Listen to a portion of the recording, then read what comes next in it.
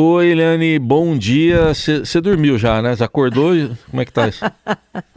Oi, eu tô meio dormindo. Trabalhei muito, fui dormir quase 2 horas da manhã. É, Cheguei em casa e continuei trabalhando até quase as 2, sim. mas estou feliz porque a sensação de normalidade, de Congresso funcionando, de democracia funcionando, e um passo importante, porque foi realmente uma votação histórica, né, É. Heisen? Vamos acompanhar então o momento do anúncio do resultado pelo presidente da Câmara, Arthur Lira. Encerrada a votação. 382 votos sim, 118 votos não, 3 abstenções no total de 503. Está aprovado em primeiro turno a reforma tributária do povo brasileiro. Então tá aí o anúncio, 382 a 118, foi o primeiro turno. Aí um pouquinho mais tarde, por volta já das 2, o segundo turno foi anunciado com 375 a 113. Que balanço que dá para fazer, Eliane? Que foi uma vitória muito expressiva, né? Todo mundo ali com medo, contando voto a voto, mas a reforma tributária teve 74 votos a mais do que precisava. Precisava 308, que são 3/5 da Câmara dos Deputados, e teve 382 a favor, 118 contra. Surpreende bastante só 118 contra, porque o PL, o partido do ex-presidente Jair Bolsonaro, tem 99 deputados e 20 deles votaram a favor da reforma e contra a reforma, 20 contra a reforma e 75 a favor. Se você teve 75 votos contra a reforma no PL, né, significa que só 43 deputados, além dos do PL, votaram contra. 43 é menos de 10% da Câmara, que tem 513 deputados. Ou seja, 43 votos esparsos em partidos diferentes é muito pouquinho, muito pouquinho. Foi uma vitória, e aí o Arthur Lira, que estava exuberante, que fez um discurso de estadista, parecia que era o grande dia da carreira da carreira política dele. Ele disse que era um dia histórico para o Brasil, mas eu diria que foi um dia histórico também para o Arthur Lira, que se envolveu profundamente na aprovação da reforma. Você sabe, Heisen, que eu queria dar um depoimento, porque com tantos anos de praia, né, eu conheço tanto o Congresso, conheço tanta política, eu comecei a ver a construção de uma vitória expressiva no plenário quando eu vi o plenário cheio, vi a expressão do Arthur Lira e vi que os parlamentares começaram a subir na tribuna, um atrás do outro. Só sobe na tribuna quem sabe que o projeto vai vencer, né? É aquele que quer sair bem na foto da vitória. Quando foi enchendo, eu disse: vai passar e vai passar com folga. E aí teve a primeira votação, que foi sobre adiar ou não a reforma tributária. Esse foi um pedido do PL, que teve apoio, por exemplo, do União Brasil, e foi derrotado francamente. E aquilo já era um indicador de que a votação seria muito melhor do que o previsto. Então, o clima era de festa e, curiosamente, os bolsonaristas, né, que se ficaram reclusos no PL, simplesmente não fizeram gritaria, não estavam com faixas, não gritaram palavras de ordem, nada. Por quê? Porque eles estavam isolados no plenário. Foi uma volta à normalidade do Congresso e foi um dia muito importante para o Brasil. Depois de 58 anos, a gente consegue mudar um sistema tributário que é um cipoal, muita gente chama de manicômio tributário. Você vai simplificar os impostos, vai distinguir o que merece menor imposto do que daqueles que precisam realmente pagar mais. Então foi um dia feliz. Eu trabalhei até as 2 da manhã, mas trabalhei feliz porque realmente foi um ganho para o Brasil. Heisen. Muito bem. Eliane, vamos falar de personagens importantes nessa votação. Você já citou Arthur Lira, o ministro da Fazenda Fernando Haddad.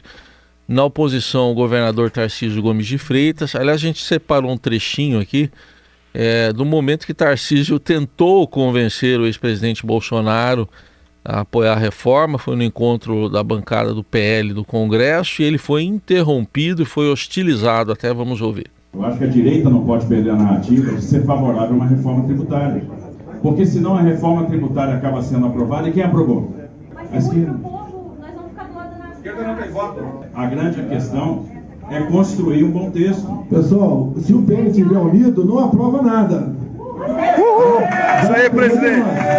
Boa, presidente. Deixa eu só deixar uma coisa clara aqui. Eu não estou aqui defendendo votação no dia de hoje, não. Aê! O que eu estou querendo explicar e estou vindo aqui explicar com a maior humildade do mundo é que eu acho arriscado para a direita abrir mão da reforma tributária. Tudo bem, gente. Se vocês acham que a reforma tributária não é importante, não vota, pô. Só vou pedir uma gentileza ao pessoal que está filmando aí, gente. Não façam isso, a reunião interna nossa. Obrigado. Tá aí um climão, né? Será que ele não gostou daquela foto Haddad e Tarcísio juntos, Eliane? Pois é, os grandes vitoriosos dessa história toda, Heisen, foram o Arthur Lira, já citado aqui, o Fernando Haddad e o Tarcísio Gomes de Freitas. E eu vou falar um pouquinho de cada um, porque o Arthur Lira pegou o touro à unha, né? O Arthur Lira, desde domingo, já vinha se reunindo, trouxe os líderes partidários de volta a Brasília em pleno domingo, que não é trivial, se reuniu com governadores, se reuniu com prefeitos, estava o tempo inteiro em contato com o Fernando Haddad, com o governo, ou seja, ele foi um bom articulador e ele lutou bravamente pela reforma. Isso ninguém tira dele, né? E também você teve o Fernando Haddad, que foi o construtor disso. Primeiro por nomear o Bernardo Api para a questão tributária. O Bernardo Api, que é um grande especialista nessa área, eles construíram um projeto bastante viável junto com o autor original, né, que é o deputado Baleia Rossi, do MDB. E, enfim, e o Fernando Haddad participou das negociações, inclusive com o relator Aguinaldo Ribeiro, que é do PP do Arthur Lira. O Fernando Haddad soube ouvir, soube negociar, e aí eu chego no encontro cara a cara de Tarcísio Gomes de Freitas com o Fernando Haddad. Fernando Haddad do PT, Tarcísio Gomes de Freitas, bolsonarista, do Republicanos. Os dois competiram cara a cara nas eleições para o governo de São Paulo no ano passado, né? Isso deixa sempre marcas, cicatrizes, mas os dois têm um bom diálogo, um diálogo federativo republicano, e os dois conseguiram se reunir, ouvir, sugerir o que é uma política civilizada, e é uma quebra dessa polarização histérica e árida que a gente vem vivendo há tanto tempo. Então, aquela foto do Fernando Haddad com Tarcísio Gomes de Freitas discutindo uma reforma que é importante para o país é uma foto muito importante e vamos dizer assim, uma mudança de rumos da política, eu espero, né? Aliás, eles não foram só adversários em 2022, eles têm tudo, Haddad e Tarcísio, para serem os grandes adversários também em 2026.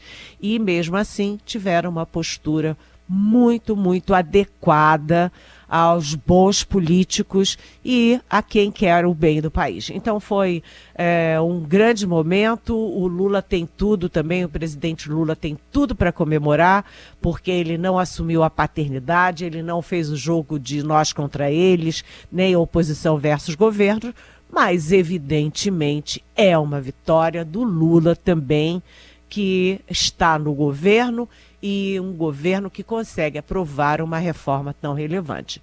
Então, temos vários vitoriosos, mas eu destacaria, portanto, repito, o Fernando Haddad, o Arthur Lira, o Tarcísio Gomes de Freitas e também o relator, o Agnaldo Ribeiro, fez um belo trabalho que se consolidou como uma liderança importante do Congresso. Aliás, falando no Agnaldo Ribeiro, ele subiu também ontem à tribuna, afirmou que com a votação o país não olha nem para a esquerda nem para a direita, olha para frente, e ele afirmou lá que ele começou a discutir a proposta ainda no governo Bolsonaro com o então ministro da Economia Paulo Guedes. Vamos ouvir esse trechinho. Mas é essa arte de diálogo, de construção. E aqui eu estou emocionado porque eu acho que nós estamos construindo um país. Eu acho que essa reforma tem a participação de muitos atores, muitos que fizeram no passado, que não estão mais nem entre nós, e tantos outros que brigaram, abnegados, pensando em construir um país melhor. E essa reforma, e eu falo aqui para os meus amigos da direita, é uma reforma que eu comecei a discutir com o então presidente Bolsonaro, com o ex-ministro Paulo Guedes. Então, a derrota tem nome de Jair Bolsonaro, Eline? Exatamente, né? O grande derrotado foi o Jair Bolsonaro. É impressionante o erro de cálculo dele, de se meter a falar contra a reforma, sem ter articulado nada, sem ter participado, sem entender nada de reforma, sem entender nada de economia. Ele foi o grande derrotado. E aquela reunião que a gente estava ouvindo aqui ainda há pouco, a reunião do PL, foi patética, né? O Bolsonaro dizer, sem o PL ninguém aprova nada. Aprovaram, e aprovaram muito bem. O PL foi cair na esparrela de seguir o Bolsonaro e ficou falando sozinho, né? Ficou absolutamente sozinho no Congresso e, além de tudo, dividido, porque quase um terço, né, um quarto do partido votou a favor da reforma. O Bolsonaro, nessa reunião, ele tentou desautorizar o Tarcísio Gomes de Freitas. Os dois tinham se reunido antes da reunião do PL, os dois, mais o Valdemar Costa Neto, que é o presidente do partido, e nessa reunião o Tarcísio ficou viu que o Bolsonaro estava irritado, viu que ia dar confusão na reunião e mesmo assim foi e enfrentou um ambiente adverso. E se você quer saber, Heisen, eu acho que aquela imagem é muito favorável ao Tarcísio. Por quê? Porque era o Bolsonaro contra todo mundo, era o PL rançoso, rancoroso, briguento, e o Tarcísio dizendo, olha, estou aqui humildemente para discutir uma questão. Então ele passou exatamente a sensação que a nova direita quer. Uma nova direita mais responsável, civilizada, disposta a negociar, disposta a ouvir, né? E que pensa no futuro do país, não pensa só no Bolsonaro e nos filhos do Bolsonaro. Então, eu acho que a imagem da guerra no PL é uma imagem contra o Bolsonaro, que isola ainda mais o Bolsonaro na própria direita, e é favorável ao Tarcísio, que emerge como um novo líder de uma nova direita no país. Eliane, ainda lá na Câmara, ficaram para depois 2 projetos importantes do governo na área econômica. O primeiro semestre fecha com a reforma tributária só? Olha, ontem eu perguntei para o presidente da Câmara, Arthur Lira, sobre isso, se o projeto do CARF e o projeto da âncora fiscal, que voltou do Senado para a Câmara, ficariam para agosto. E aí ele ficou em cima do muro, porque ele disse o seguinte: olha, o que está decidido é que a ordem de votação começa com a reforma tributária, mas eu acho que ele está ainda negociando para tentar votar hoje CARF e âncora fiscal na onda da aprovação bastante folgada da reforma tributária. E, aliás, a agenda do presidente Lula hoje, no dia inteirinho, só tem um compromisso, que é às 10 horas da manhã, uma conversa, uma reunião com o ministro da Fazenda, Fernando Haddad. Há uma possibilidade de, nessa reunião, Lula ligar para o Arthur Lira para tentar conseguir a votação ainda hoje de CARF e âncora fiscal. Eu não estou dizendo que isso vá acontecer, mas ainda há um fiapo de esperança de que isso aconteça. Agora, tem um outro detalhe. Ontem, o Palácio bateu cabeça com a história da ministra do Turismo, Daniela Carneiro, porque o Paulo Pimenta, que é o secretário de Comunicação, o ministro da Secretaria de Comunicação, disse que ela ficava onde estava, e foi um equívoco, ele entendeu errado. E aí o ministro da Articulação, que é o Alexandre Padilha, teve que fazer uma outra nota para dizer que não, que ela vai cair. Então hoje deve ter aí a troca da Daniela Carneiro. E ontem a expectativa no União Brasil, que é o partido dela ainda, era de que ou o Lula troca a Daniela Carneiro pelo Celso Sabino já, ou o União Brasil vai trabalhar contra a votação, a aprovação do CARF e da âncora fiscal. Ou seja, a guerra continua, né, Heisen? É isso aí. Para a gente fechar, Eliane, ainda falta o Senado, né, para a reforma tributária, mas isso fica para depois, agosto. Exatamente, boa lembrança sua. A guerra continua também na reforma tributária, porque sai da Câmara e vai para o Senado. A expectativa toda é de que no Senado seja mais confortável, porque desde o Bolsonaro a Câmara tinha posições mais radicais, né, projetos mais ácidos, e o Senado servia como anteparo, isso desde o Bolsonaro. E agora, no Lula, o Lula e o governo conseguem um ambiente muito mais aconchegante, eu diria, no Senado, do que na Câmara. Mas eu tive uma conversa muito importante ontem com um expressivo líder da área econômica, e ele estava me dizendo o seguinte: que há um certo temor no Senado, porque a lógica do voto dos deputados é uma, a lógica dos votos dos senadores é outra. Então, a Câmara tem muito o impulso de manada, né? O líder vai todo mundo atrás, o Arthur Lira puxa, vai um monte de bancada atrás, então vai todo mundo na onda. O Senado não. São 3 senadores por cada estado e mais 3 pelo Distrito Federal, e eles têm muitos interesses entranhados com a reforma tributária, porque tem muito senador que representa setores. Por exemplo, o setor de máquinas, ou o setor do agronegócio, ou o setor farmacêutico, o setor da educação, das escolas. Então, a expectativa da área econômica do governo é que a negociação da reforma tributária no Senado seja não com os líderes, não só com o presidente, do Senado, mas sim com homem a homem, um a um, para negociar. Mas, de qualquer jeito, é muito, muito, muito improvável que o Senado dê problema. Vai ser mais fácil e mais rápido, mais em agosto.